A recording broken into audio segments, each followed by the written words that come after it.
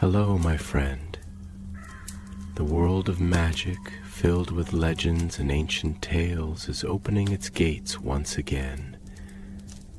Tonight, in the Gryffindor dormitory by the crackling fireplace, I will share another story with my friends. Join us, for the magic is about to come alive. The autumn wind swept through the towers of Hogwarts, rattling the windows and stirring the crimson and gold banners that hung in the great hall. It was the start of another school year, and the candles floating above the long tables flickered with a soft, welcoming glow. Laughter and chatter filled the hall as students old and new settled into their seats.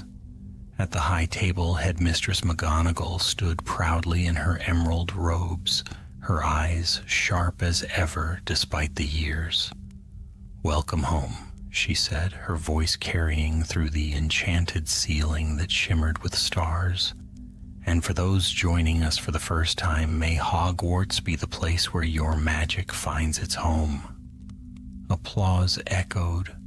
The sorting hat, patched and frayed from centuries of service, twitched atop its stool. The feast was about to begin, but as the first new student stepped forward, the hat gave a strange shiver. Its brim quivered. And then, without warning, it burst into flames.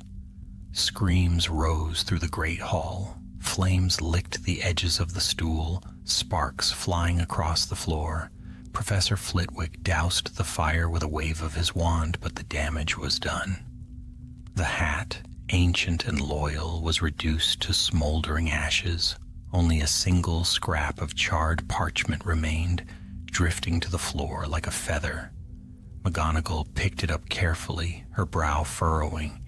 The message, half-burned, read, "The heir returns, born of the castle's heart." Whispers rippled through the students. Ghosts hovered uneasily near the rafters, murmuring among themselves. Even the portraits along the walls seemed to watch with wary eyes. But McGonagall's voice was steady when she spoke. "Enough excitement for one evening. You will all return to your dormitories at once. Prefects, please escort your houses." The feast ended without another word. Among the students swept along by the commotion was Albus Potter, a fifth year in Gryffindor, his green eyes gleaming with worry beneath a mess of black hair. He'd inherited much from his father.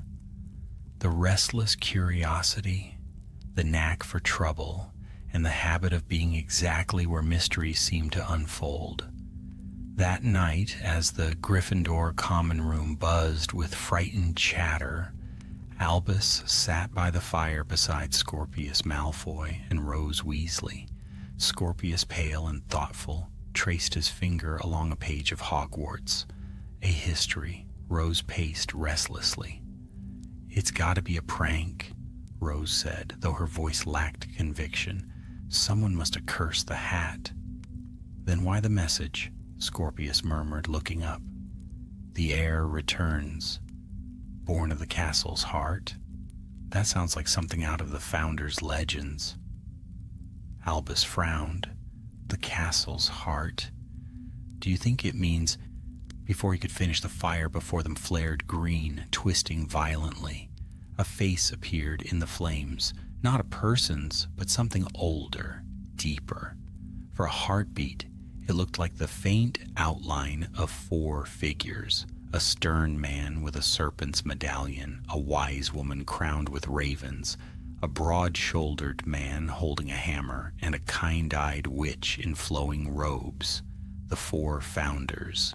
Then the fire snapped back to normal. The common room fell silent. Rose swallowed hard. That wasn't a prank. Over the next few days, Hogwarts began to change. Corridors shifted even more unpredictably than usual. Staircases led to dead ends that hadn't existed before. Portraits vanished from their frames. Whispers echoed through empty classrooms. saying names no one recognized. On the fourth night, Headmistress McGonagall collapsed in her office. The healers from St. Mungo's could find no curse or potion to explain it. She remained asleep, her breathing shallow, her hand still clutching the charred note from the Sorting Hat. The professors took charge as best they could, but fear was spreading.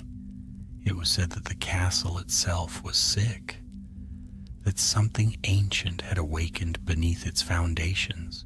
Albus, Scorpius, and Rose met again in the library, their whispered words drowned beneath the rustle of turning pages. "There's a pattern," Rose said, pointing to a map of Hogwarts she had enchanted to move. Every strange occurrence, the disappearing portraits, the collapsing corridors, they're all near places tied to the founders. The Great Hall, the library, the dungeons. Scorpius leaned closer. What if it's connected to that message? Maybe the air isn't a person. Maybe it's something the founders left behind. Albus's heart pounded. Or someone they created. The thought hung heavy in the air. That night, when the castle was silent and the moon hung full above the forbidden forest, Albus dreamed. He stood in the great hall, alone, the flames flickering low. From the shadows, a voice whispered his name. Albus Severus Potter. It was soft, almost gentle, but filled with something ancient. He turned, and before him stood a figure cloaked in light and shadow both. "The heart of Hogwarts beats again," it said, "and through you it shall rise, or fall." When Albus awoke, he found his hand clutching something cold and metallic. He held it up in the pale morning light. A small crest shaped like a lion, serpent, badger, and raven intertwined. The crest of the founders. He didn't know how it had come to him, but deep down he understood one thing. The message from the Sorting Hat was not a warning. It was a prophecy, and it had already begun. Rain swept against the ancient windows of Gryffindor Tower, drumming a restless rhythm that echoed the turmoil in Albus Potter's thoughts. The founder's crest gleamed faintly on his nightstand, as if breathing with a pulse of its own. He couldn't tear his eyes from it. The metal was old, older than the castle itself, he suspected, and faint inscriptions shimmered along its edge when touched by the firelight. They were in a language that even Hermione Weasley herself might have struggled to read. He hid the crest beneath his pillow when the morning bell sounded. Yet all through breakfast he felt as though unseen eyes followed him. The professors spoke in hushed tones, and even the ghosts seemed uneasy.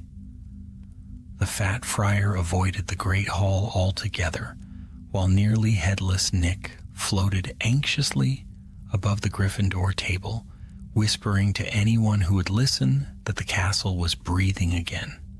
By mid-morning, rumors had swept through every corridor. Some said a hidden spirit haunted the castle. Others swore the dungeons had begun whispering spells of their own, but none of it prepared them for what happened next. During charms, the classroom walls began to ripple like water. Shelves trembled, quills lifted from their desks, and the portraits screamed as one. A great, thunderous voice rolled through the castle's stone, ancient, powerful, and furious.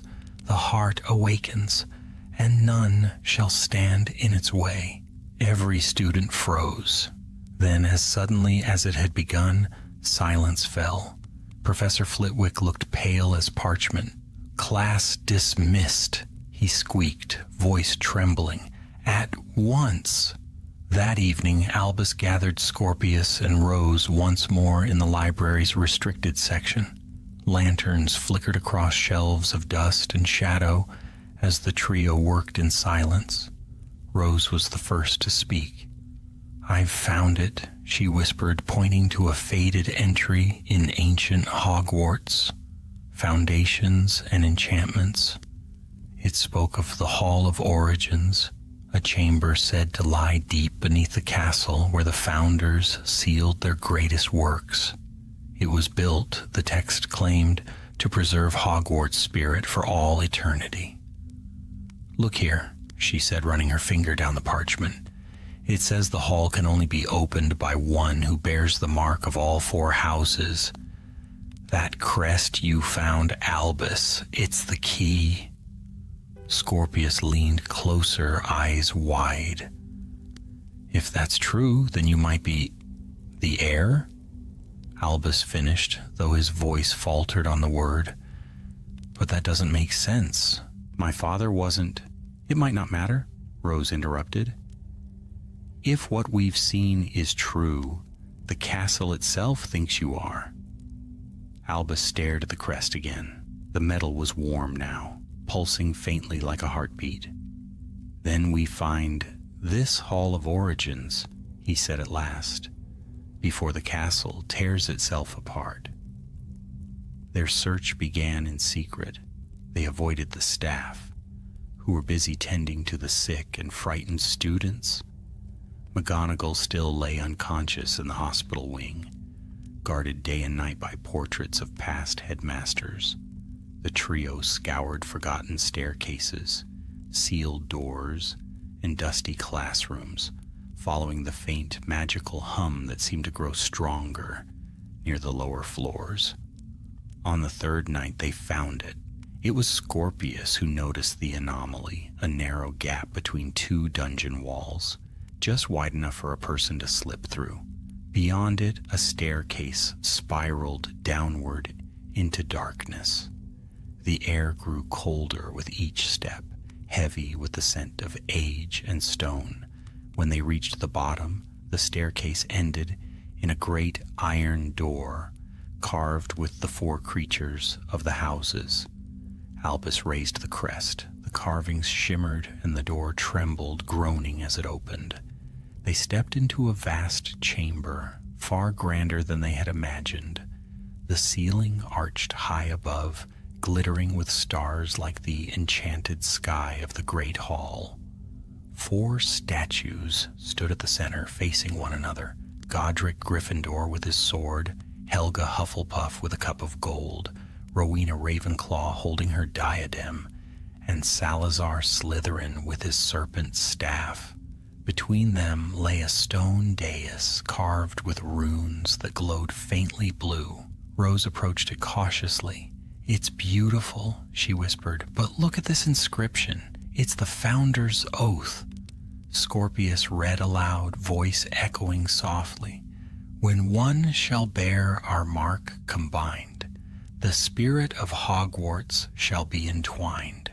To mend or mar, to build or break, the son of Hogwarts shall choose its fate."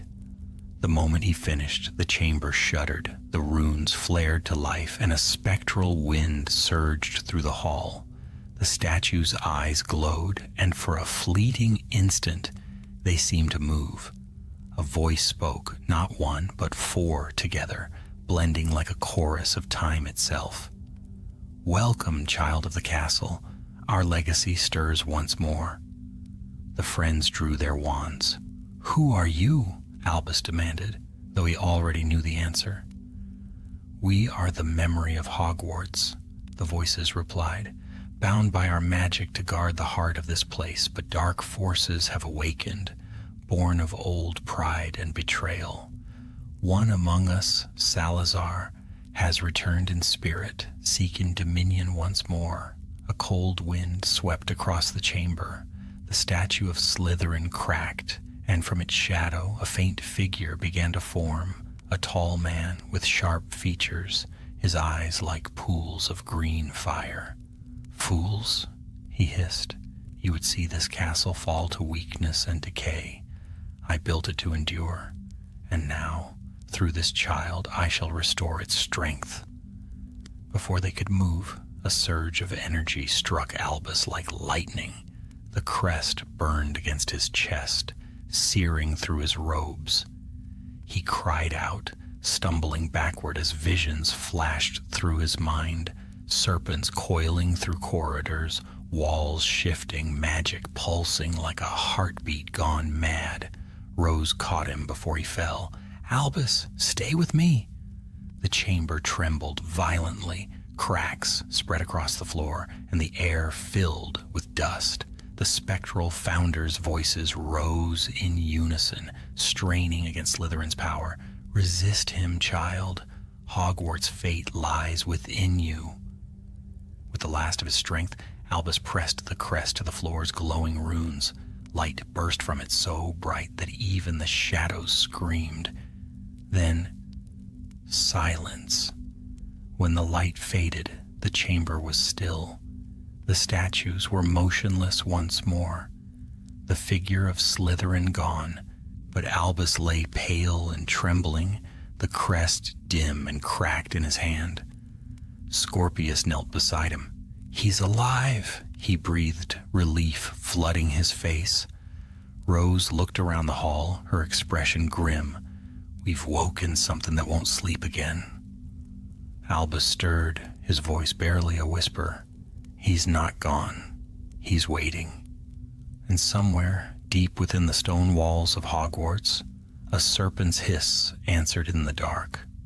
Morning broke gray and cold over the castle, the kind of chill that clings to the bones of old stone and refuses to leave. Mist coiled along the towers, curling through the windows like ghostly fingers.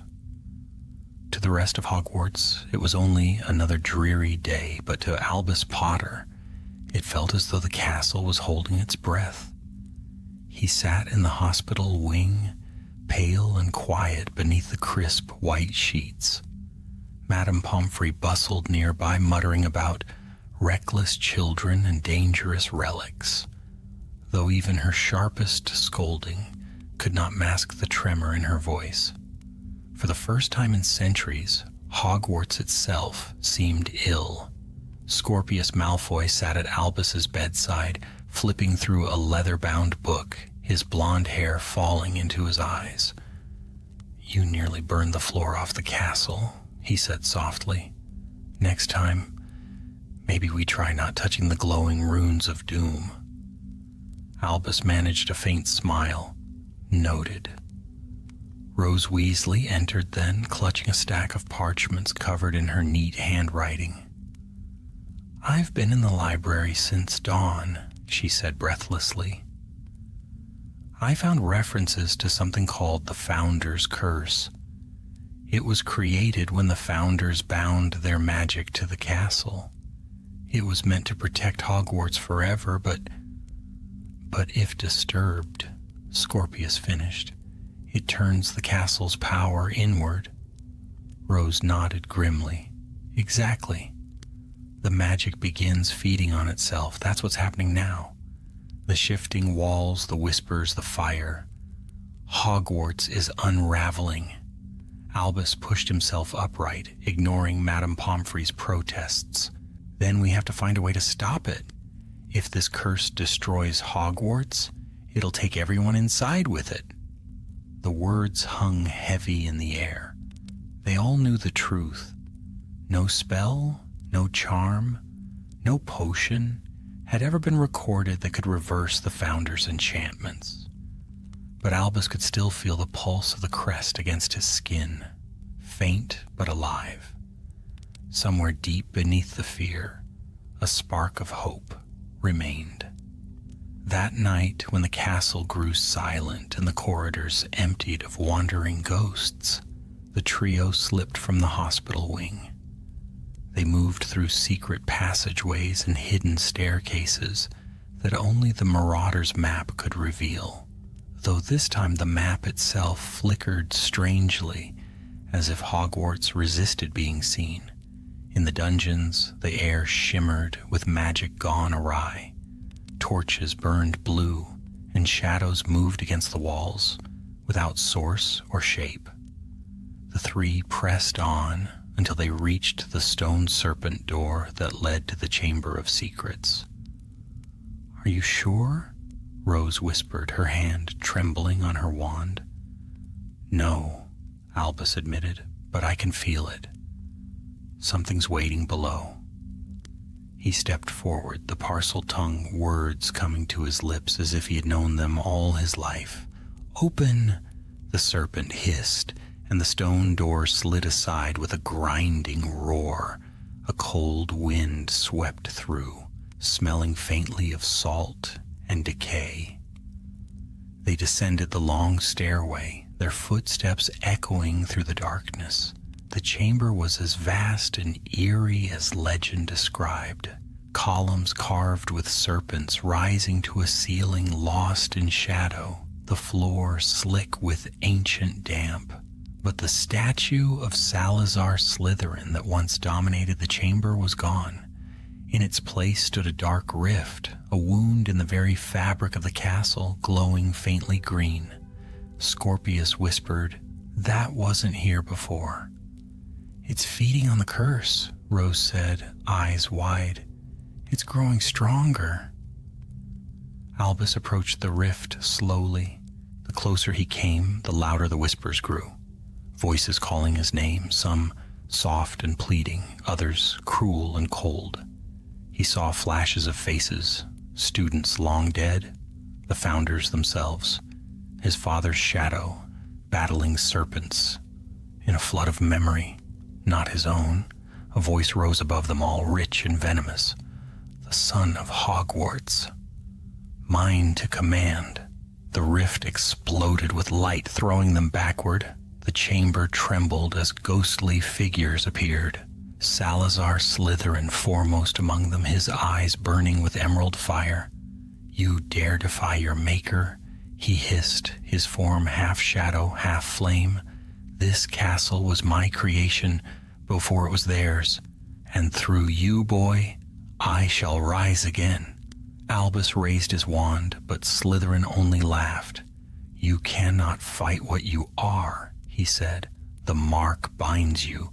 The blood of Hogwarts runs in your veins." Pain seared through Albus's chest, where the crest rested. His knees buckled. He saw flashes of 4 figures, Gryffindor, Hufflepuff, Ravenclaw, and Slytherin, casting a great spell, their combined power sealing something deep beneath the castle. The same magic now burned within him.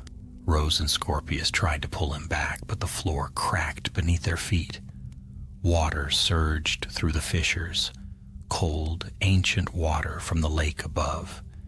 In seconds, the chamber began to flood. "Go," Albus gasped. "Get out, before the whole castle collapses." "We're not leaving you," Rose shouted. But the current was too strong. The 3 were swept apart as the chamber filled with a roar of water and magic.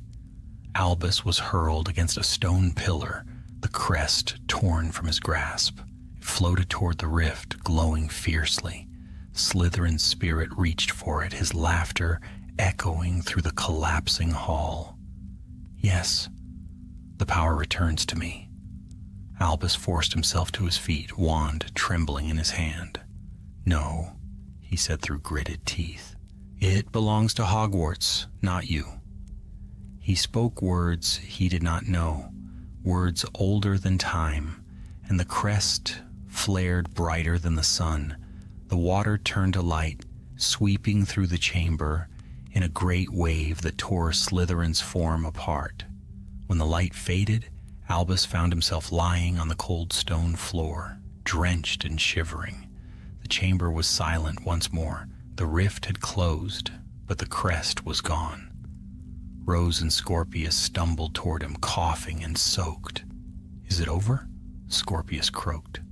Albus shook his head. "No, he's still here. I can feel him in the walls, in the air. The curse hasn't ended, only changed." They climbed back toward the surface, exhausted and silent. The corridors above were darker than before, the portraits asleep or turned to stone, And as they reached the entrance hall, they saw the first sign of what was coming.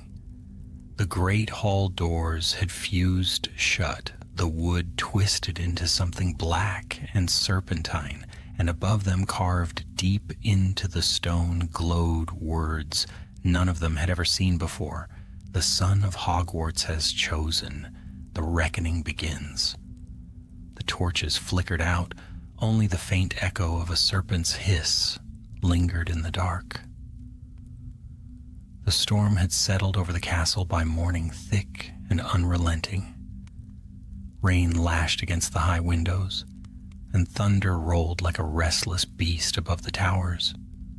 The great hall remained sealed, the serpentine carvings glimmering faintly whenever lightning flashed across the sky. No one dared approach the doors. Hogwarts was silent in a way it had never been before. The portraits no longer spoke. The staircases stood frozen, refusing to move. Even the ghosts had vanished, save for a few faint echoes that drifted through the halls, whispering warnings no one could understand. In the shadow of the library, Albus, Rose, and Scorpius sat huddled beside a flickering lantern. They had barely slept. The events in the Chamber of Secrets haunted their minds like a fever dream. Albus's hand still bore the faint burn of the crest, though the relic itself had vanished. He could feel something stirring beneath his skin, a quiet pulse of magic that wasn't entirely his own.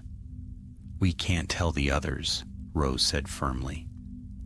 "If word spreads that Slytherin's spirit is loose, the professors will panic. The ministry will shut the school down." Scorpius leaned against the shelf, his voice flat. "And if we do nothing, the castle eats itself alive. Take your pick." Albus rubbed his temples, his thoughts racing. "The crest connected me to Hogwarts. When it vanished, it didn't just disappear. It merged with me. That's why I can still feel it. The castle's magic is inside me now." Rose frowned. "Then maybe that's how we stop this. If you're part of Hogwarts, you might be able to reach whatever's left of its heart." Her words hung in the still air. They were desperate, but they were all that remained. Over the following days, the castle grew stranger. Classrooms shifted overnight, entire corridors folded into themselves, and an icy mist crept through the lower floors. The students whispered of strange dreams, visions of ancient faces and silver serpents coiling through their beds. Professors tried to keep order, but fear spread faster than spells could contain it. On the fourth evening, Albus awoke from a dream that felt too real to ignore. He had seen the Founders again, Rowena Ravenclaw standing in a field of stars, her voice calm and sorrowful. "The heart of Hogwarts lies where our bonds were first forged," she had said. "Seek the circle that remembers." At dawn, he told Rose and Scorpius. They pored over old maps, tracing the castle's earliest foundations until Rose pointed to a circular courtyard long sealed after the Battle of Hogwarts. It lay beneath the ruins of the old clock tower, forgotten and buried. "That must be it," Rose whispered. "The circle that remembers." They prepared at once. With wands ready and cloaks drawn tight, they descended into the depths beneath the tower, guided only by Albus's faint connection to the castle. The air grew colder as they went, their breath forming pale ghosts. In the dark, at last they reached a set of rusted gates. Beyond them stretched a vast circular chamber, its floor engraved with runes so old they seemed carved by time itself. In the center stood a single pedestal, cracked but still standing. Albus approached slowly, the hum in his chest growing stronger. "This is it," he murmured. Scorpius raised his wand. "And what happens when you touch it?" Albus hesitated only a moment before placing his palm upon the stone. The runes ignited in brilliant gold. A wind rose from nowhere, swirling around them in a storm of light. The chamber filled with voices, echoes of the past overlapping like 1,000 memories. Then, from the heart of the storm, 4 figures emerged, the founders of Hogwarts. Gryffindor's eyes burned like firelight. Hufflepuff's glowed gentle and warm. Ravenclaw shimmered with the calm brilliance of moonlight, while Slytherin's image lingered in the shadows, his face half hidden, his expression unreadable. Rose and Scorpius fell silent, awed. Albus could only stare. "Why have you brought me here?" he asked softly. Ravenclaw stepped forward, her voice like the wind through glass. "Because Hogwarts is dying, and with it the legacy we forged.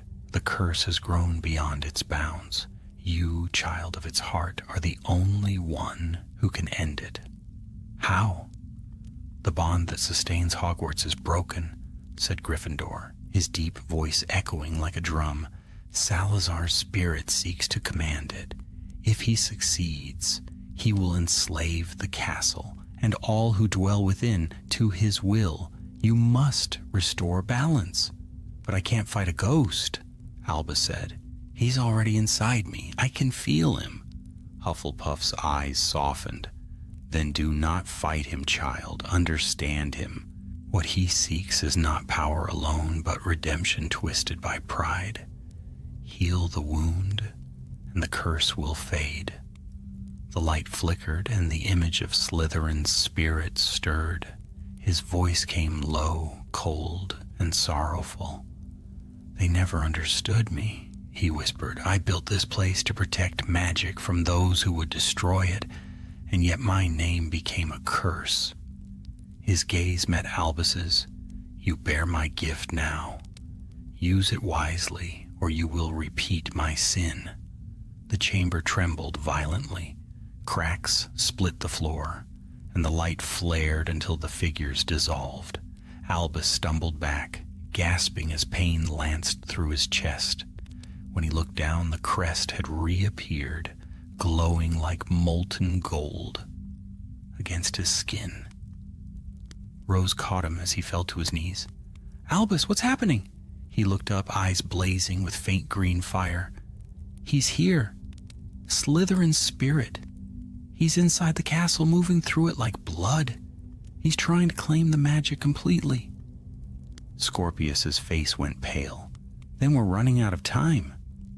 The ground beneath them shuddered again. Dust rained from the ceiling, and a deep groan echoed through the castle's stones. Far above, bells began to toll, slow, heavy chimes that no one had heard in centuries. Rose looked toward the ceiling. "The castle's calling. It's summoning us somewhere." Albus nodded weakly. The great hall. When they reached the entrance hall, the great doors that had once been sealed now stood wide open. A cold wind swept through, carrying with it the faint hiss of serpents and the echo of ancient chants. Inside, the great hall had changed beyond recognition. The long tables were gone. The ceiling shimmered with storm clouds and lightning. In the center of the hall stood a massive circle of stone, carved with the crests of the 4 houses.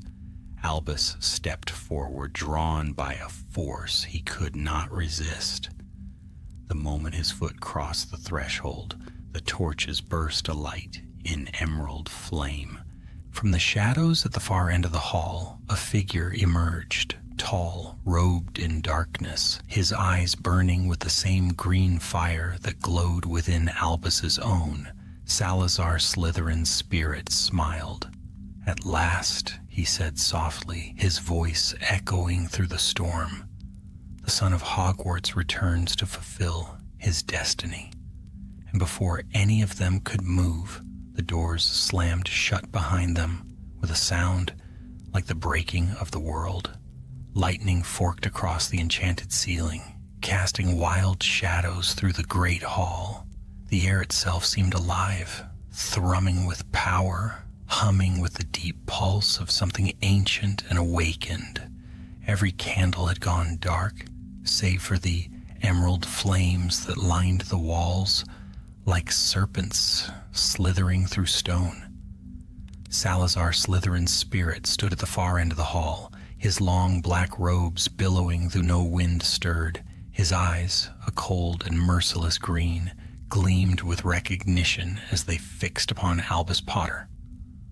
"So," he said softly, his voice like silk drawn over steel, "the castle's heart beats again. You have my power within you, boy, my mark. Do you feel it?" Albus could feel it burning, thrumming, alive inside his chest. The crest glowed faintly through his robes, pulsing in rhythm with his heart. It wasn't a wound, but neither was it a gift. It was something between them both. "I don't want your power," Albus said, his wand steady, though his voice trembled. "You tried to destroy Hogwarts once before. I won't let you do it again." Slytherin's expression did not change, though something flickered in his eyes. A shadow of sorrow, perhaps, or memory. "Destroy?" he said quietly. "You know nothing, child. I sought to preserve Hogwarts, to make it strong enough to survive the world beyond these walls. But the others, my so-called friends, chose sentiment over survival." Rose stepped forward, her voice clear.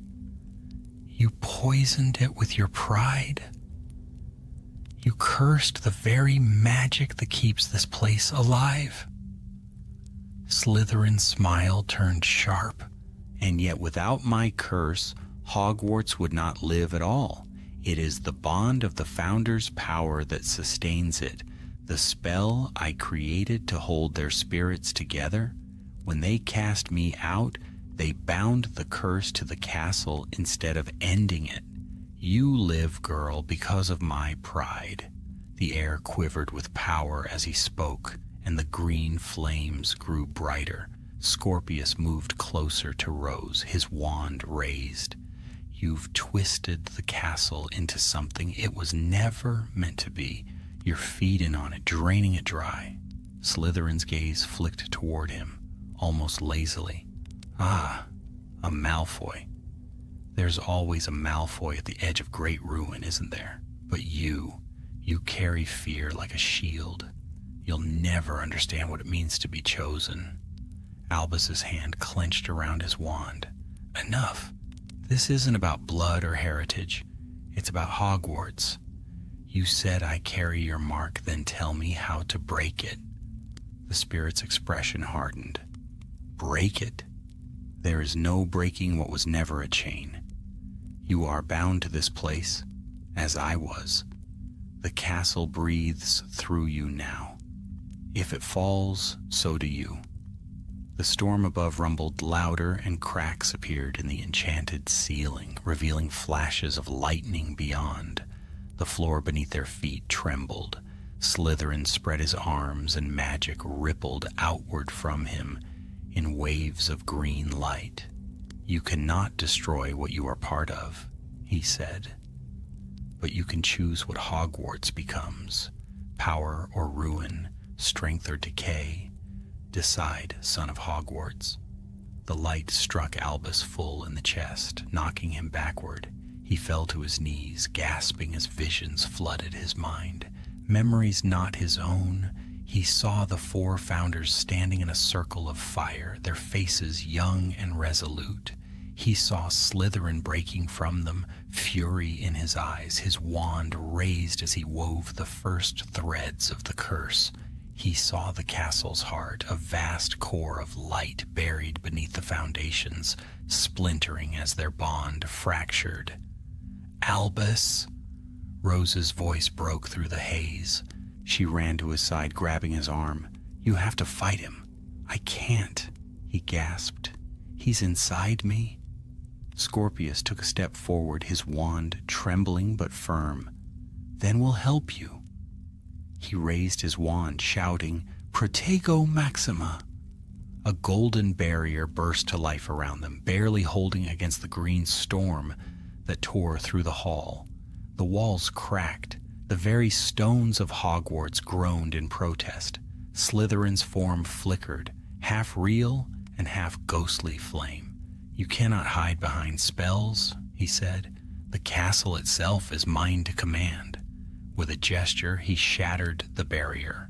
The blast threw them apart, rose against the dais, Scorpius into the far wall. Albus fell hard, his wand skidding across the floor. For a moment, the world was nothing but thunder and fire. Then, through the chaos, he heard another voice, calm, kind, unmistakable.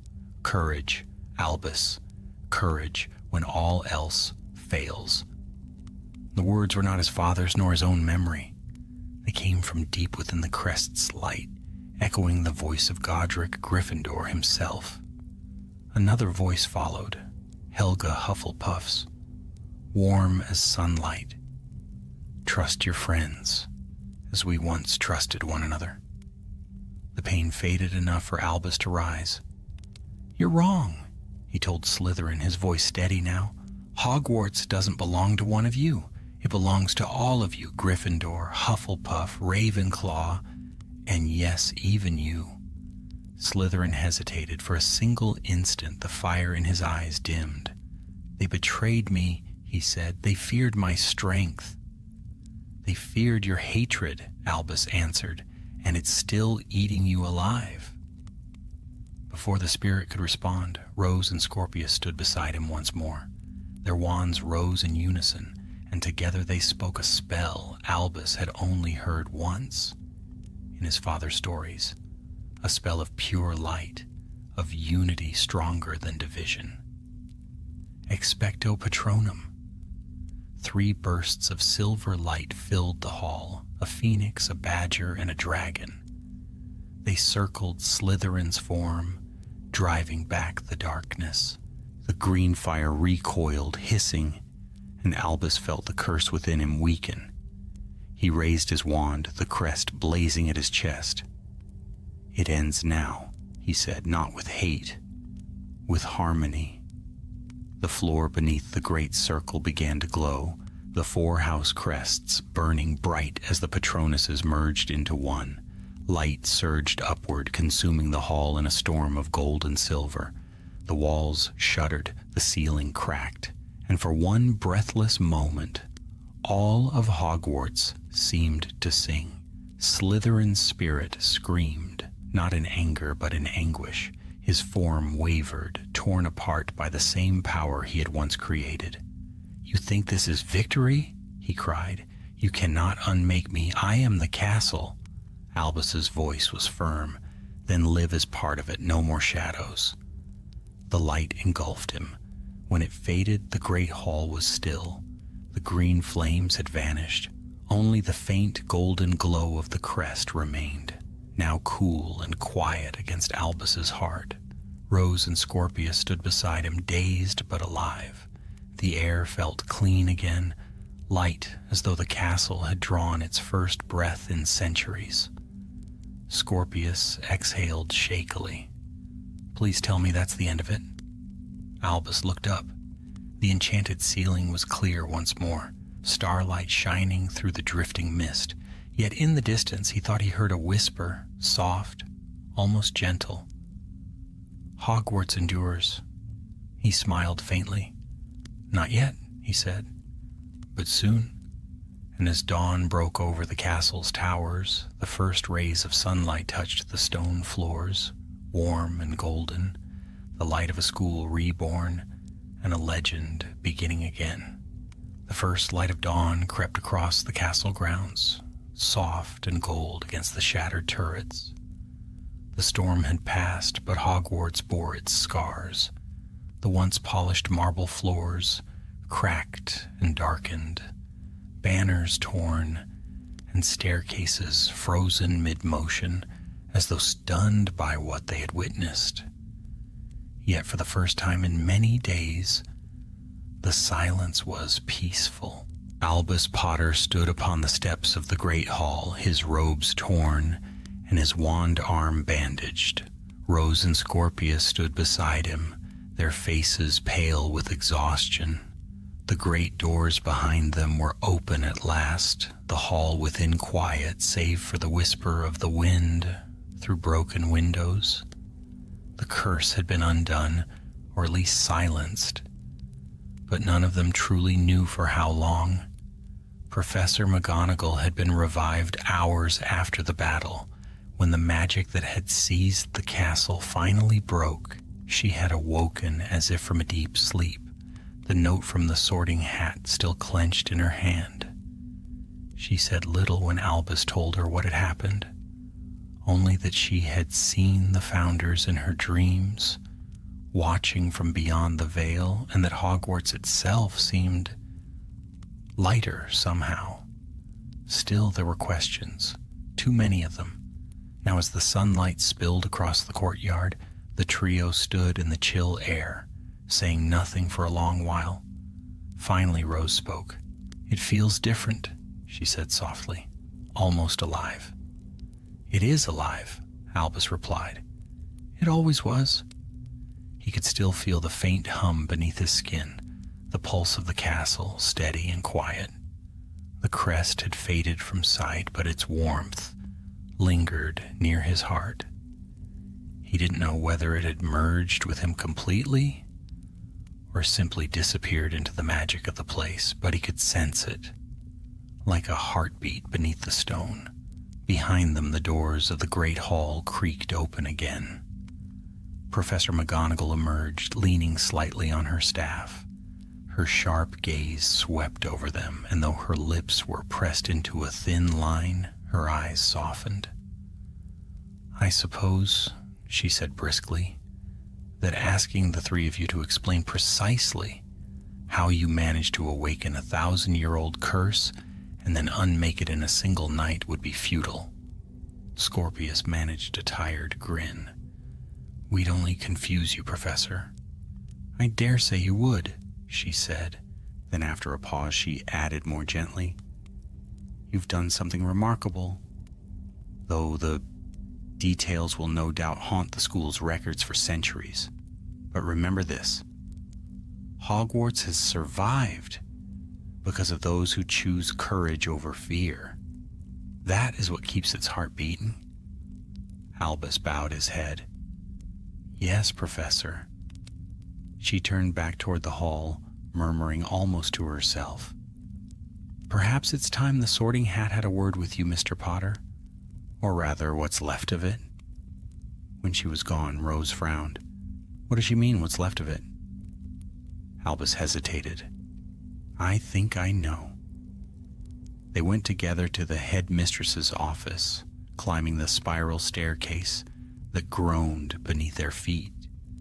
Inside, the room was just as Albus remembered, shelves lined with delicate instruments, portraits of past headmasters watching with wary curiosity. But on the desk, resting in silence, was the Sorting Hat, or rather, what remained of it. The fabric had reformed, though scorched along the brim. The rip across its mouth had stitched itself together in uneven thread. As they approached, its brim twitched faintly.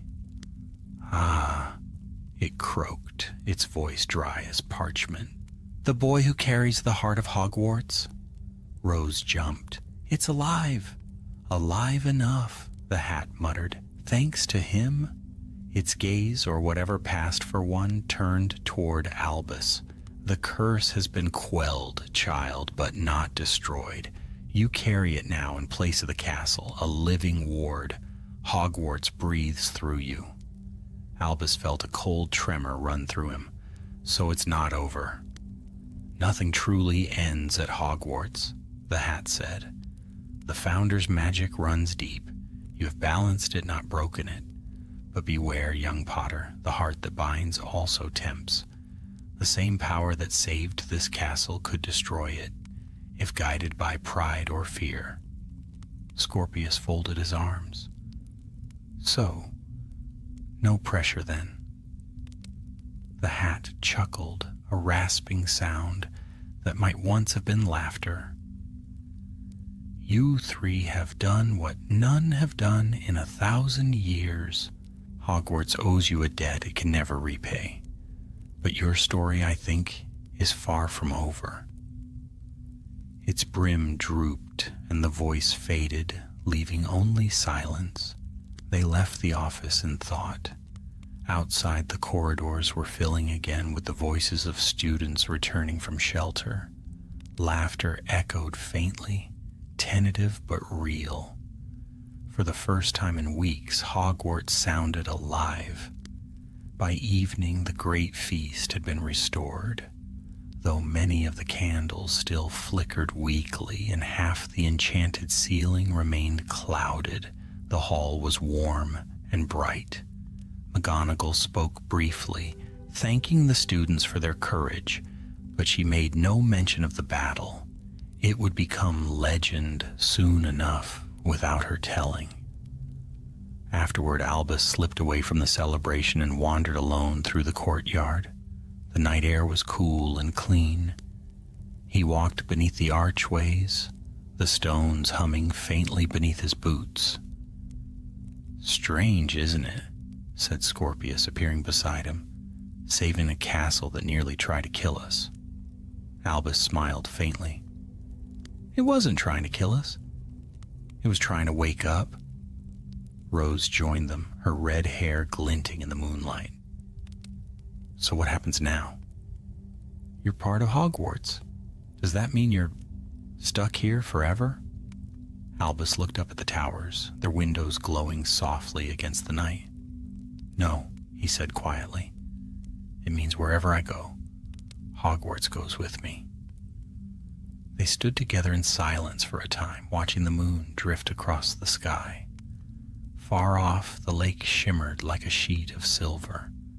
The forbidden forest whispered in the distance, its trees bending gently in the wind. Then, from somewhere deep within the castle, a faint hum rose. A melody, almost like a heartbeat, turned to song. The stones glowed faintly beneath their feet, warm and alive. Rose smiled. "It's singing." Albus nodded. "It's saying thank you." But as the night deepened and the stars shone bright above, Albus felt the faint pulse within him again, the heartbeat of Hogwarts, slow and steady. And beneath it, just for a moment, another whisper, softer than the wind. "Power lies where hearts unite, and danger where pride endures." He turned toward the castle, eyes lingering on its shadowed towers. "It's not over," he murmured. "Something's still waiting." Scorpius gave a dry laugh. "You can't even enjoy a victory, can you?" "Not when it feels like a beginning," Albus said. The three of them walked back toward the hall, the moonlight glinting off the wet stones. Behind them, the castle loomed vast and ageless, its windows glowing like watchful eyes. The wind carried the faintest echo of the founders' voices, distant, solemn, and proud. Hogwarts was alive again, but deep within its foundations, beyond the reach of light, a single emerald spark still pulsed faintly in the dark, waiting for the moment to awaken once more.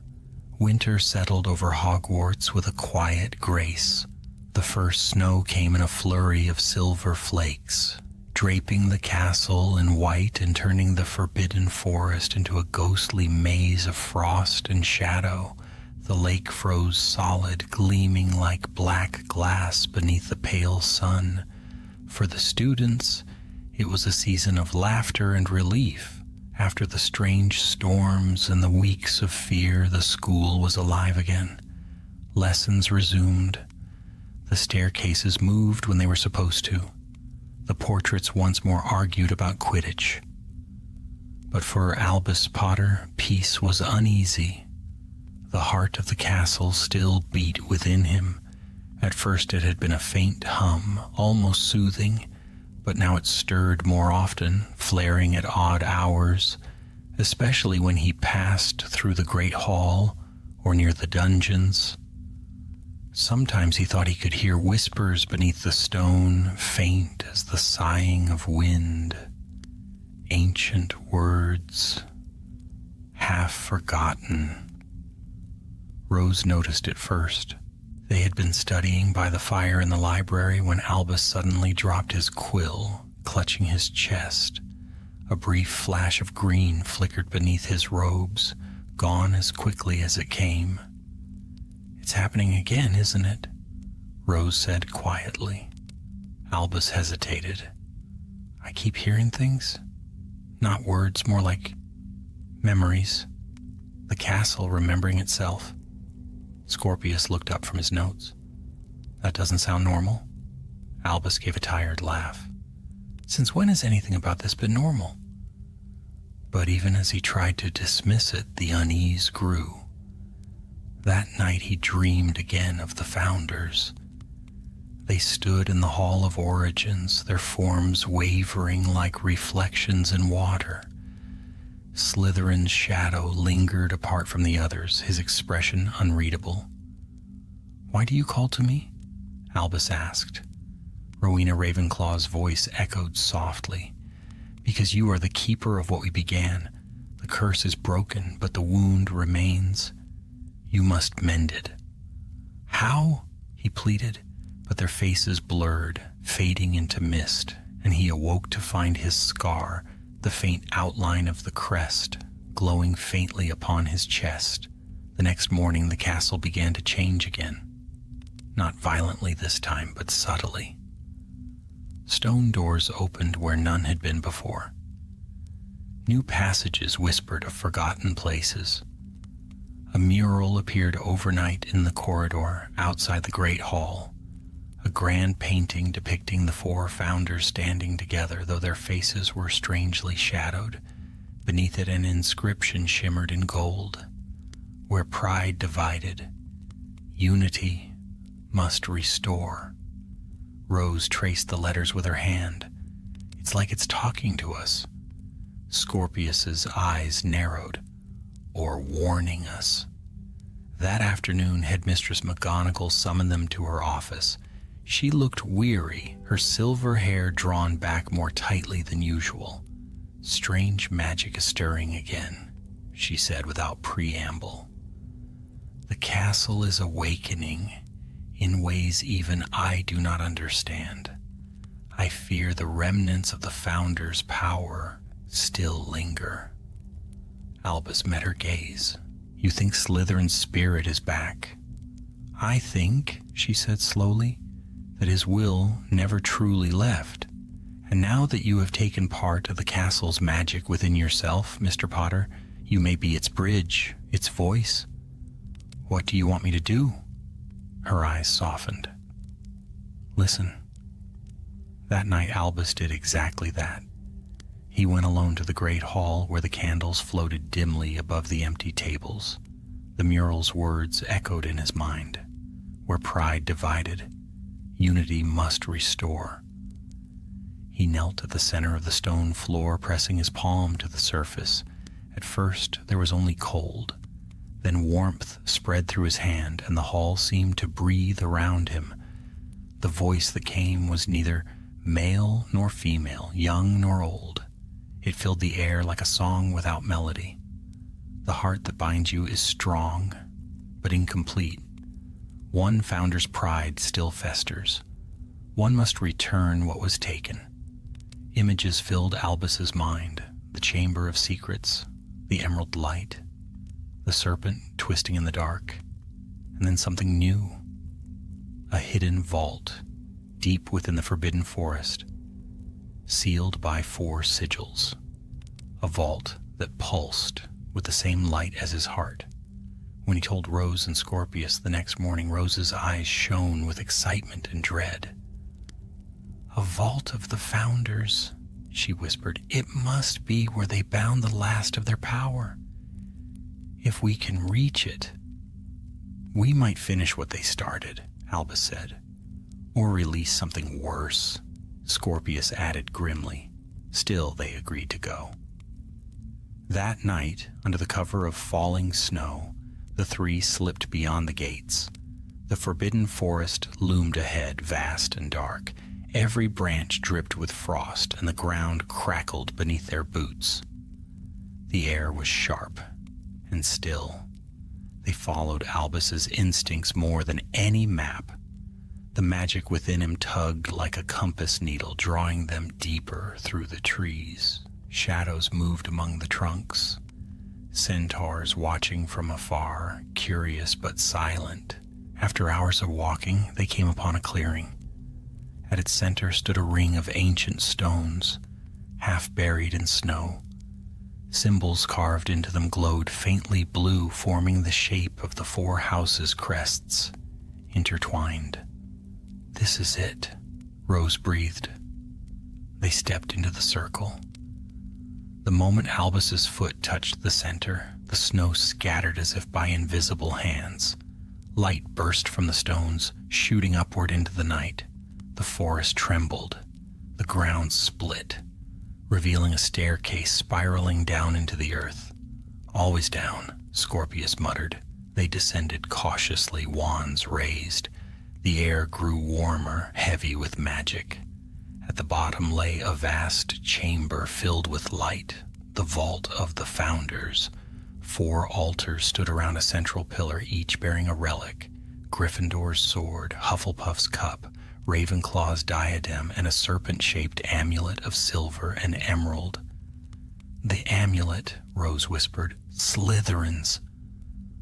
Albus felt his pulse quicken. The crest beneath his skin throbbed in response. He stepped toward it, and the air rippled like water. A shadow formed beside the altar, a figure cloaked in mist and memory. Salazar Slytherin. "You should not have come," the spirit said softly. "The vault is sealed for a reason." "You left this behind," Albus said. "Your amulet, the last piece of your magic." Slytherin's eyes glowed faintly. "It was meant to guard, not to rule. But pride twisted it, as pride twists all things.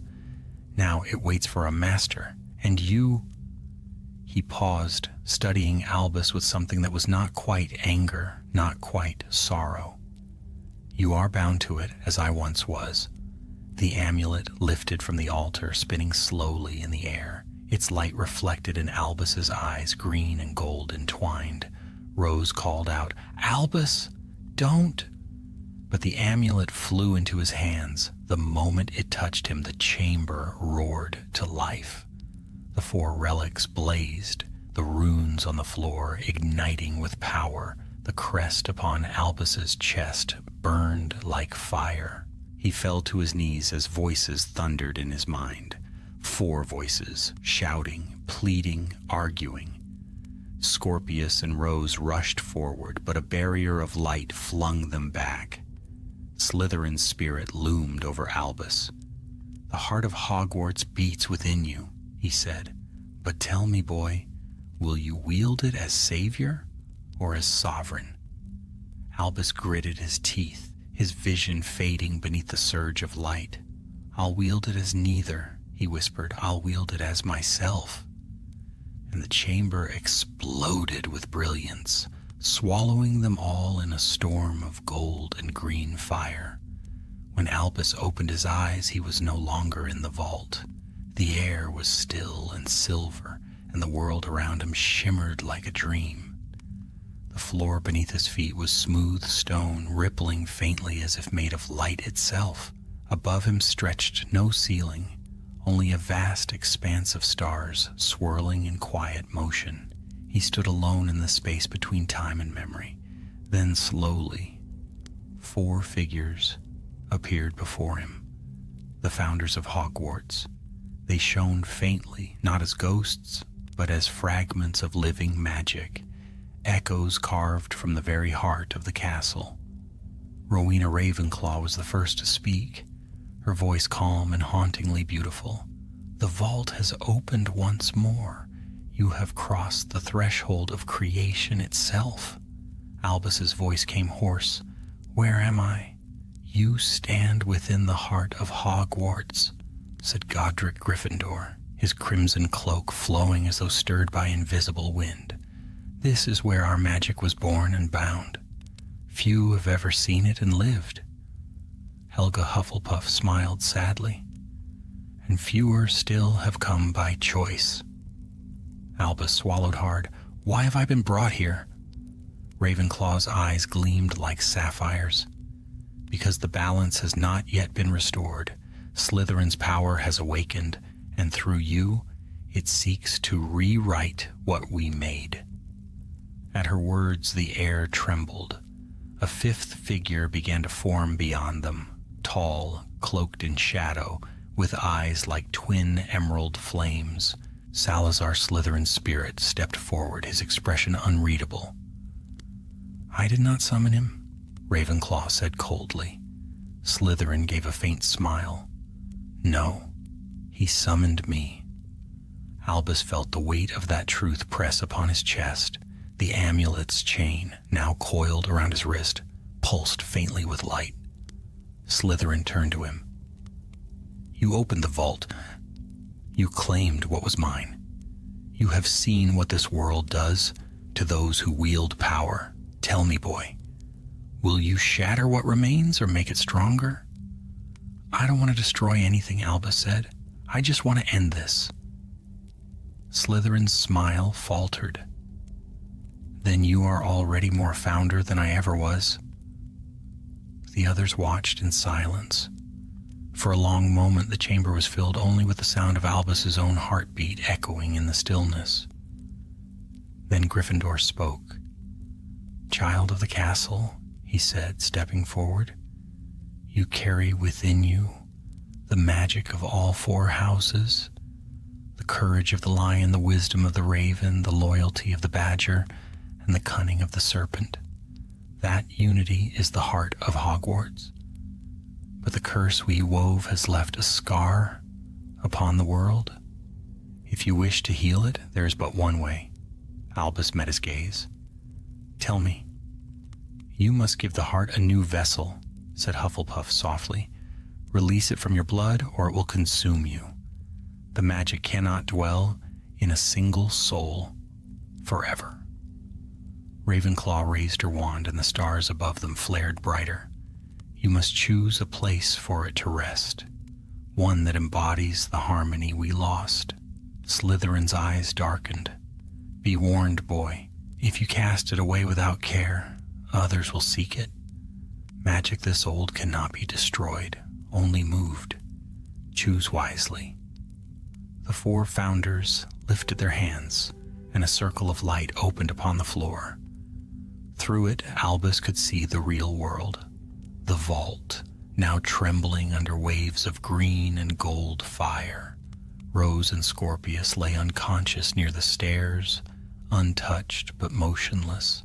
Above, the stone ceiling cracked, letting in a faint beam of moonlight. He understood then. He had to bind the magic somewhere it would endure without corrupting, somewhere built for knowledge, courage, kindness, and cunning. Somewhere that could contain all of them at once. His eyes widened. The castle, he whispered. I'll give it back to Hogwarts. The founders exchanged glances. Ravenclaw inclined her head in approval. So it shall be. Slytherin stepped closer. And what of me, child? I am bound to the curse. If you return the heart, I will fade with it. Albus hesitated. For all his power, for all the darkness that had followed his name, Slytherin's eyes now held no malice, only weariness. Then be part of it again, Albus said, not as a shadow, as what you were meant to be, a founder. Slytherin looked at him for a long moment, then he nodded once, slowly. You may be the only one who ever understood me. Light began to pour from the amulet, brilliant and wild. The other founders raised their wands, weaving their strength together one final time. The air shuddered, and the stars themselves seemed to draw closer, until all the world was fire and song. Go, Gryffindor said, return what was lost. Albus pressed the amulet to his chest. Finite maledictum! The words left his lips like thunder. The chamber split apart in a flash of pure light, and everything dissolved. When he woke, he was lying on the cold stone floor of the vault. Rose was shaking his shoulder, her face pale with worry. Scorpius crouched nearby, his robes singed at the edges. The relics had vanished. The walls no longer glowed. "Albus," Rose whispered, "what happened?" He sat up slowly. The amulet was gone. So was the crest. Yet the air around them felt warm, alive. "I gave it back," he said. "The castle's magic. It belongs here, not in me."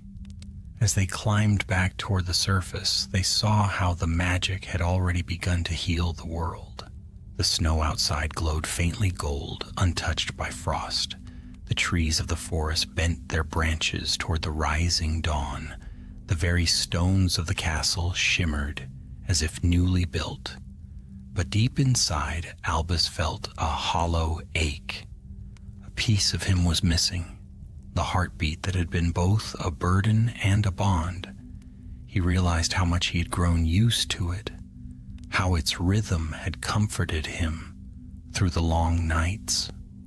Back within the castle walls, they found Professor McGonagall waiting. Her eyes widened as she saw them emerge from the forest, exhausted but alive. "Mr. Potter," she said, voice shaking with something rare and unguarded, relief. "You've done it, haven't you?" He nodded. "Hogwarts is safe." Her gaze softened. "And you, my boy?" Albus smiled faintly. "I think I'm free."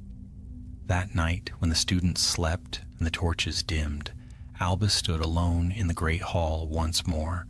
The ceiling above shimmered with stars, and the mural of the founders gleamed in the candlelight.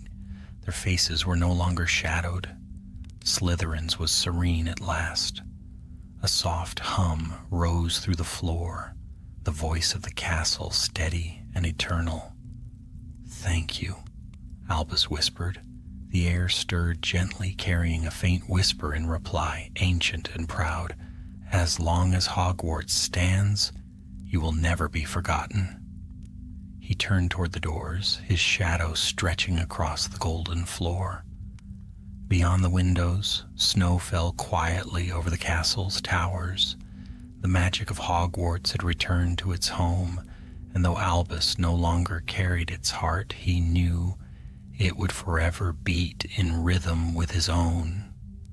And somewhere deep within the stone, far below the great hall, where the vault had once burned with light, a serpent of silver and emerald coiled into its rest, guarding the heart of the school it had once sought to rule. It did not hiss. It only breathed content as the castle dreamed of peace. The months that followed the vault's sealing were quiet ones, though peace at Hogwarts never lingered long without mystery.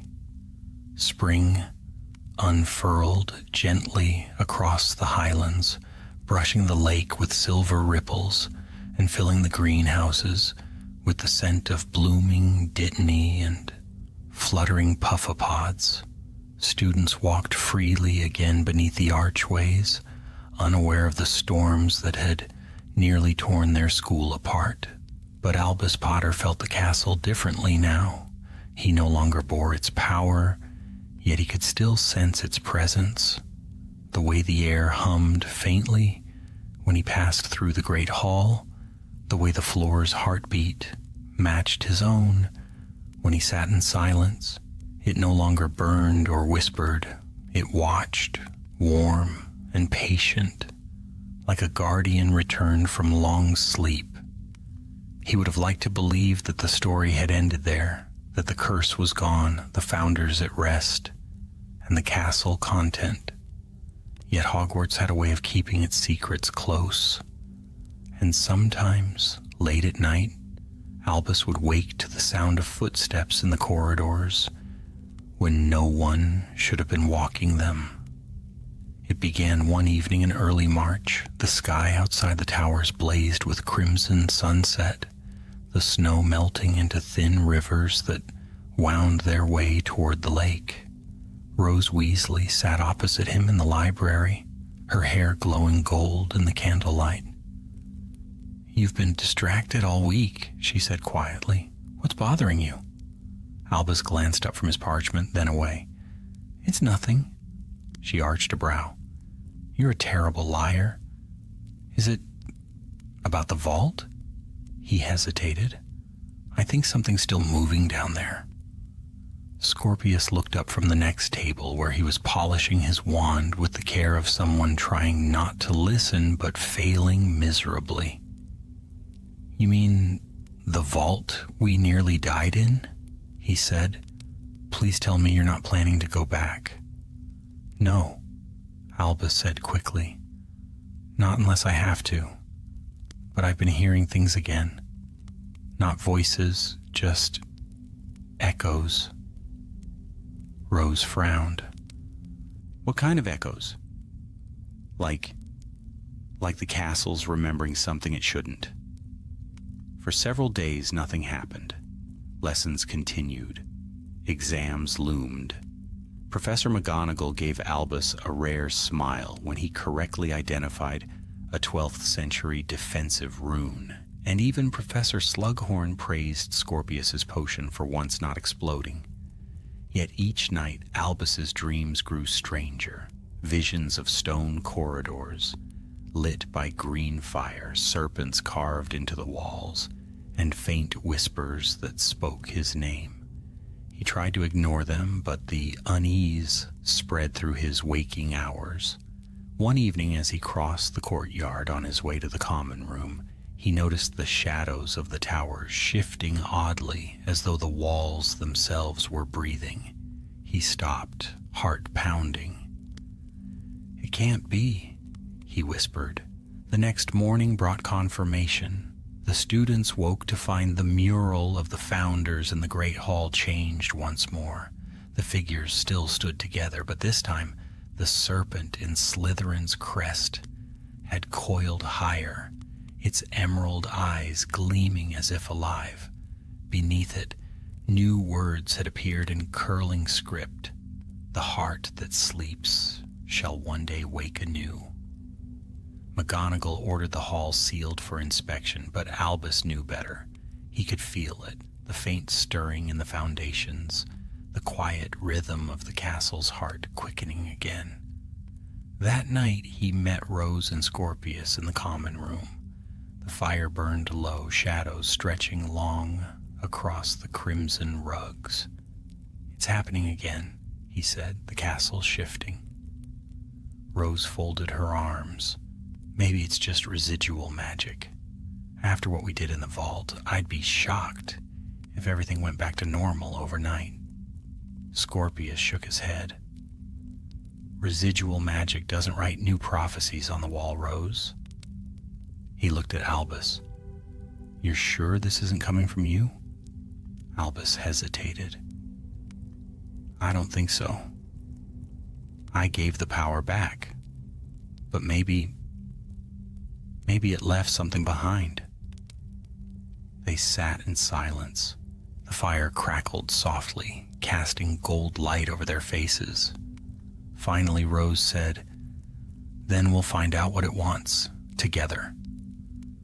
The three returned to the library the following evening, scouring old volumes for any record of the castle's magic renewing itself.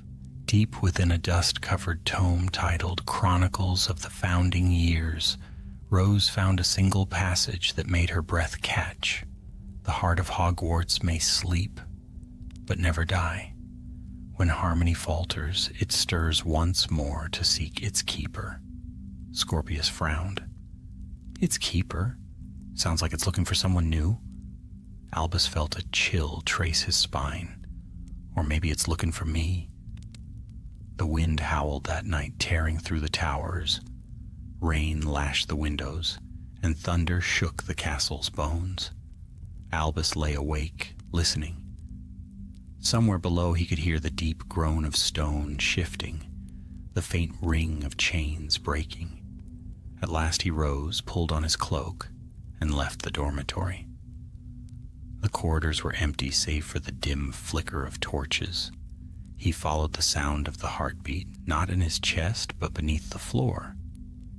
It led him down spiral staircases, through forgotten doorways, and into the depths below the castle. He stopped before the great stone door that had once led to the vault of the Founders. It was sealed again, its surface smooth and blank, but as he raised his hand, the stone rippled beneath his touch. "Not again," he whispered. "Please, not again." The door shivered and then opened. A wave of cold air swept over him. The chamber beyond glowed faintly, though the relics were gone. At its center, where the altars had once stood, a single object now rested upon the floor, the silver and emerald amulet. It was whole once more. A faint hiss echoed through the chamber, low and almost gentle. "Albus!" The voice was not Slytherin's, nor was it any human voice. It came from everywhere and nowhere, like the castle itself had spoken his name. He took a step forward, unable to resist. The amulet pulsed, its light reflecting in his eyes. "Why?" he whispered. "Why return to me?" The voice answered softly, "Because the heart remembers its bearer." And before Albus could move, the amulet leapt into his hand. Its chain coiled around his wrist, cold as ice, and the chamber erupted in light. Above, the castle trembled once more. Banners shivered. Windows burst outward in flurries of snow. Students woke in terror as the ground itself seemed to shift beneath them. In the vault below, Albus fell to his knees, the amulet's glow burning against his skin. He could feel it, Hogwarts awakening again, not in anger this time, but in longing. Its heart was not content to rest, and from the depths of that light a voice rose, familiar now, ancient and proud. "The son of Hogwarts has returned. The heart has chosen again." The light engulfed him. The last thing he saw before darkness claimed him was the serpent on the amulet, turning its head, its emerald eyes opening wide. Darkness held him for what felt like an eternity. Not the darkness of sleep, nor even that of the void between spells, but something deeper, older, alive. Albus floated through it as if through endless water, weightless and cold, while the voice of the castle murmured in his ears, ancient words without language. He could not tell where he ended and Hogwarts began. Then with a sudden jolt, the darkness broke. He was standing again in the vault, but it was changed. The walls no longer shone with the warmth of gold or fire. They gleamed green and silver, slick with the reflection of serpentine light. The 4 altars were gone, replaced by a single pillar of stone upon which the amulet rested, glowing faintly. Its emerald eyes watched him, alive with patient awareness. "Why have you come back to me?" Albus whispered. The amulet pulsed in answer, and a ripple of light spilled through the floor, forming an image in the air, shadows twisting into the shape of Salazar Slytherin himself. The spirit looked unchanged from before, his robes flowing, his eyes sharp as glass. "I did not summon you this time," the shade said softly. "The castle did." Albus took a step closer. "You're supposed to be at peace." Slytherin tilted his head. "Peace is for those who are forgotten. Hogwarts remembers me too well." "Then let it forget," Albus said. "The curse is gone. The magic is whole again. What more do you want?" The shadow smiled faintly. "To teach you what I could not teach myself. The power that guards this place is not eternal. It must live through a keeper. You thought by returning it to the castle you freed yourself. You only postponed its choice." The words struck cold. "Its choice?" "Every age demands a son of Hogwarts," said Slytherin, "a vessel to hold its will. The heart of the castle cannot sleep forever without a bearer. It has chosen you again." Albus's pulse quickened. "No," he said, "I gave it back. I don't want it. Want has nothing to do with destiny." The shadow raised a hand, and the amulet lifted from the pillar. floating toward Albus like a living flame. The heart knows its master, Slytherin whispered, but before it could reach him, a voice cut through the chamber, fierce and bright. Expelliarmus! A burst of red light shot across the room. The amulet fell clattering against the stone. Albus turned to see Rose and Scorpius rushing down the stairs, their wands drawn, faces pale. You really can't stop doing this, can you? Scorpius gasped. Sneaking off, getting possessed by 1,000-year-old magical relics.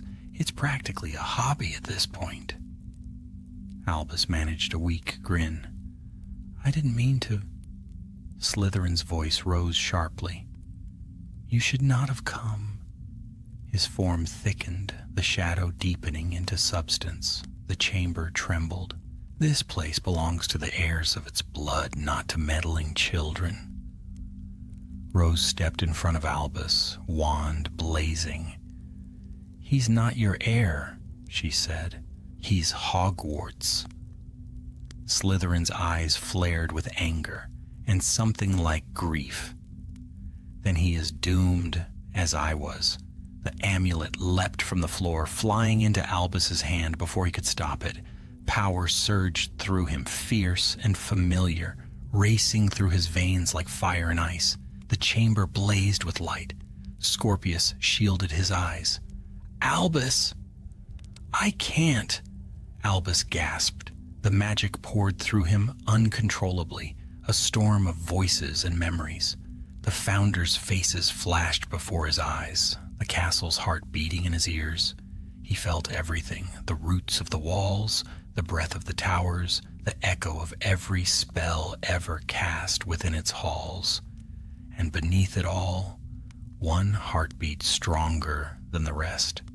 His own. Slytherin's voice surrounded him. You see now what it means to be chosen. Hogwarts lives through you. Its joy, its sorrow, its power. Do you truly wish to silence that? Albus fell to his knees, clutching his chest. I can't carry it, he gasped. No one can. You can, said another voice, softer, clearer. A woman's voice? Albus looked up to see Rowena Ravenclaw's spirit taking form beside Slytherin's, her eyes gleaming with calm light. You carry not only the serpent's cunning, she said, but the heart of all four. Do not resist the magic. Shape it. Gryffindor's form appeared beside her, the weight of his sword gleaming faintly across his back. You've the courage of a lion, he said, smiling faintly, and the stubbornness of one too. Hufflepuff's gentle light joined theirs. Faith, Albus. Have faith in what you've already done. Their 3 lights encircled Slytherin's, dimming the green fire until only a flicker remained. The chamber pulsed with their combined strength, their voices merging in a single resonant chord. The heart must live, they said together, but not as burden, only as bond. Albus felt the power settle within him, no longer raging but breathing. It was still immense, but it no longer threatened to consume. It had become something else, a part of him, steady and calm. He stood slowly, the amulet resting cool against his palm.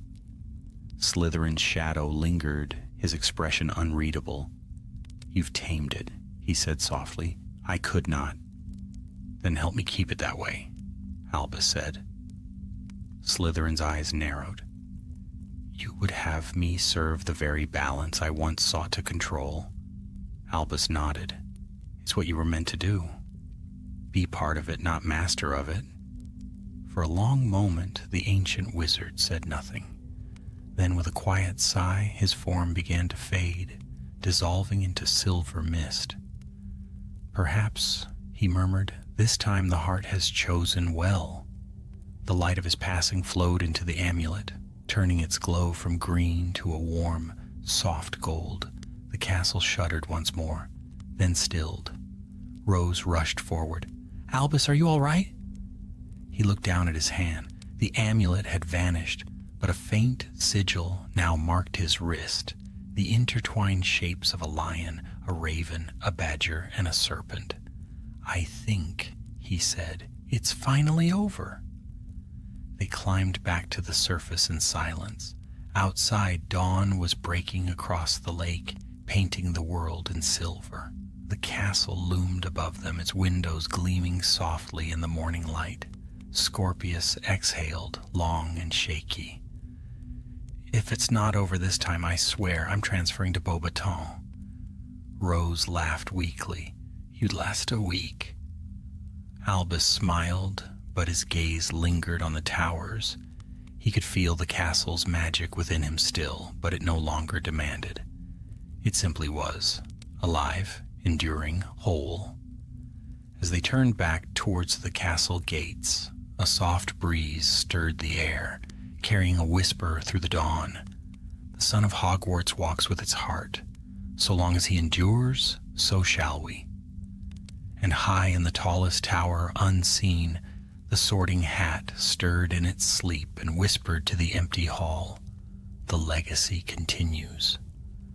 The morning sun rose fully then, scattering gold across the lake and the ancient stones. Hogwarts stood quiet and proud once more, its heart beating steady and true within its chosen guardian, the boy who had saved it, not through might or mastery, but through the unity that had built it so long ago. Spring deepened into early summer, and the grounds of Hogwarts grew rich with life. The lake glittered like liquid glass beneath a bright, forgiving sky. The forbidden forest whispered softly with leaves newly green, and the scent of damp earth drifted through open windows. Laughter returned to the courtyards, and the ringing of bells marked lessons once again. The storms of the past months had faded into memory, stories told in hushed tones, half believed by the younger students who had not seen the castle tremble. But for Albus Potter, peace still came with shadows. The amulet had vanished, yet its mark, 4 intertwined symbols, remained etched upon his wrist, faint and golden like sunlight through mist. When he brushed his fingers across it, he could feel the hum of the castle's pulse beneath his skin. It was not a burden now, but a whisper, a reminder of all that had come before. He spent long hours wandering the castle's corridors alone or with Scorpius and Rose. The halls no longer shifted violently, but sometimes they seemed to guide his steps, opening passageways that no map had ever shown. Once, while tracing a narrow stairway near the astronomy tower, Albus found himself in a forgotten study filled with dust-covered tomes and portraits long asleep. A voice drifted faintly from the wall, the portrait of an elderly witch stirring in her frame. "You found this place," she murmured. "Few ever do." "What is it?" Albus asked. "The Watcher's Room," she said, "built by the founders themselves to guard the flow of the castle's magic. You must be special to stand here." Albus hesitated, his gaze sweeping the shelves. "Not special," he said softly. "Just lucky." The portrait smiled knowingly. "Luck is the language of destiny, child." When he told Rose later, she only shook her head. "The castle's still choosing you, Albus, even without the amulet." "Maybe it always will," he said. The months passed, quiet but not idle. The professors repaired the great hall's ceiling, the portraits returned to gossiping, even Peeves grew bold enough to resume his mischief. Yet at twilight, when the torches burned low and the castle sighed in its sleep, Albus would feel that faint stirring within him, the pulse of the ancient magic that bound the school to his heart. One evening, as the sun sank behind the mountains, he climbed to the astronomy tower. From that height, all of Hogwarts lay beneath him. The towers bathed in gold, the lake glimmering like a mirror, the forbidden forest breathing its deep, secret rhythm. Rose and Scorpius joined him, their cloaks whipping in the wind. "It's beautiful," Rose murmured. "It's alive," Albus corrected gently. Scorpius chuckled. "You sound like your father when he gets sentimental about Quidditch." Albus laughed softly, but his eyes stayed on the horizon. "When I was younger, I used to think Hogwarts was just a school, a place for lessons and magic and exams. But now," he paused, his voice quiet, "it's more than that. It's a living thing. It feels. It remembers." Rose smiled. "And it remembers you." He looked down at the faint mark on his wrist, glowing softly in the fading light. "Maybe, but it doesn't belong to me. I just remind it to keep beating." The evening star rose above them, bright and solitary. For a moment, none of them spoke. The wind carried the distant echo of laughter from the courtyard, mingled with the gentle tolling of the clock tower bell. "Do you ever think," Scorpius said suddenly, "that the Founders might be watching us right now? Just sitting up there somewhere, judging whether we've done all right?" Rose smirked. "If they are, I hope they're impressed. We've saved their school twice." "Twice that we know of," Albus said quietly. "Who knows how many times before?" The thought lingered between them as the sky darkened to indigo. The weeks slipped by, carrying with them the end of term. The castle shimmered with the golden light of summer, and the air was alive with anticipation. The day of departure arrived, bright and clear. Trunks lined the corridors, owls hooted in farewell, and the express waited upon its shining tracks. Before he left, Albus made one final walk through the castle. He passed through the great hall, where sunlight streamed through high windows, catching the edges of the 4 house banners. The mural above the staff table had changed once more. The Founders now stood not as separate figures, but as one circle, hands joined around the crest of Hogwarts. Slytherin's eyes were soft, almost at peace. Albus smiled faintly. He paused in the entrance hall. The stones were warm beneath his palm, as though alive. He whispered, "Thank you." And somewhere deep within the walls, the castle seemed to sigh in reply, a breath of contentment. On the train, Rose and Scorpius found him staring out the window as the towers grew smaller in the distance. "You're quiet," Rose said. "Just thinking," Albus replied, "about what comes next." "Next year?" Scorpius asked. "After that," Albus smiled faintly. "Hogwarts has a way of testing its students. It's not done with us yet." Scorpius groaned. "Merlin help us all." They laughed then, the sound bright and easy. The train whistled, steam billowing into the summer air as the landscape rolled past. Green fields, glittering rivers, distant hills. Albus felt a strange peace settle over him. He did not know what the future held. Perhaps new shadows would rise as they always did. But he no longer feared them, for he had seen the heart of Hogwarts, had carried it within himself, and had learned what even the Founders once forgot, that strength was not in power or lineage, but in the unity of those who stood together when the darkness called.